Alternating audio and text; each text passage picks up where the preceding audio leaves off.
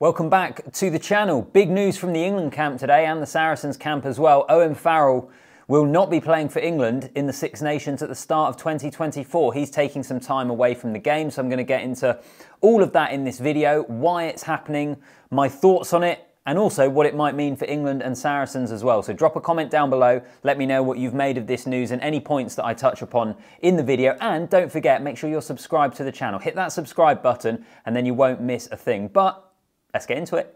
So this news kind of came out of the blue really earlier today. It was announced by Saracens. They released a statement and it was pretty short, pretty simple. It just said Owen Farrell was taking some time away from international rugby to focus on his and his family's well-being. That means he won't be playing any part in the Six Nations at the start of next year.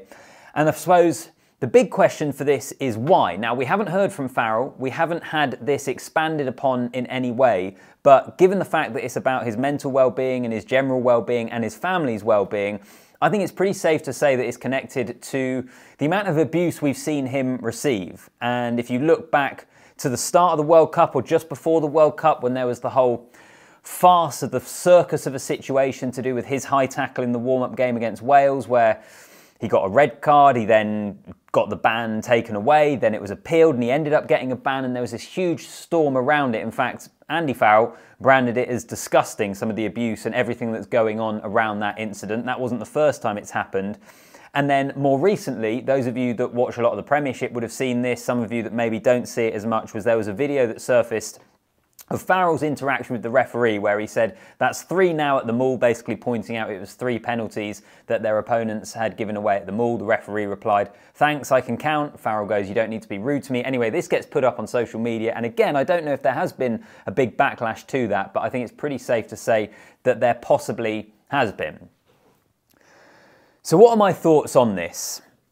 I'll get on to what it means for England and for Saracens, because I think it's interesting for both of those teams. But this is another reminder for me of where the sport of rugby is and the abuse that those involved with it are being subject to. And I know Owen Farrell is a character who divides opinion, but whatever you think of Owen Farrell, there's no way anyone can justify him receiving the sort of abuse he's had to put up with on social media.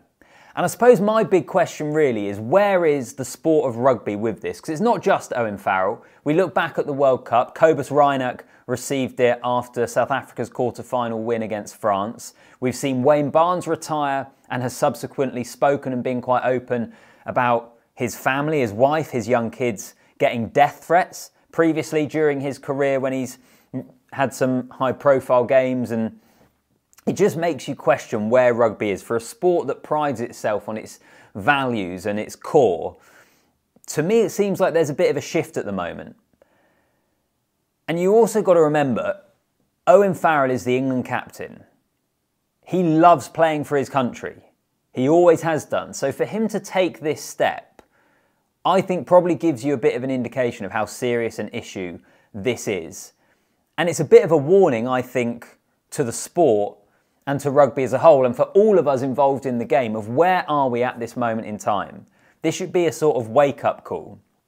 And I'll go back to what I said before. I know some of you won't like Owen Farrell, and you're allowed to not like players, that's just your opinion. But the way in which that gets expressed, particularly in an age of social media where it's at your fingertips on your phone, I think it's a bit of a wake-up call for the sport, in all honesty. And the Rugby Players Association, Steve Borthwick, Saracens, all those various bodies have come out in favour as Owen Farrell, as you would expect them to do. As for the teams, England, huge loss for England. Again, Farrell seems to be one of these players that splits opinion. I'm sure there'll be some people in the comments saying, well, it's good he's not there, he shouldn't be there already. Owen Farrell is an exceptional rugby player. He is world class, he is the England captain, and he would have been starting all of those big fixtures in the Six Nations. So he's a big loss from a personnel point of view. The good thing, I suppose, from an England perspective, is they're pretty well stocked at fly half. George Ford, we saw, was excellent in the World Cup when he had to step in. I'm guessing he maybe comes back in at 10 now. You've got Marcus Smith there as well. And what Borthwick and those coaches actually do now in terms of personnel will be something to keep a keen eye on. Do they just go with the two fly halves in Marcus Smith and George Ford? Or if they're adding a third into the mix in the absence of Farrell, is that an opportunity for someone like Finn Smith, who's had a good start to the Premiership season, to come in and maybe get his first taste of an international setup and international rugby? Some of those question marks now about what England do from that perspective, I think will be interesting, but it's a big loss from Farrell in terms of his quality and also in terms of his leadership as well.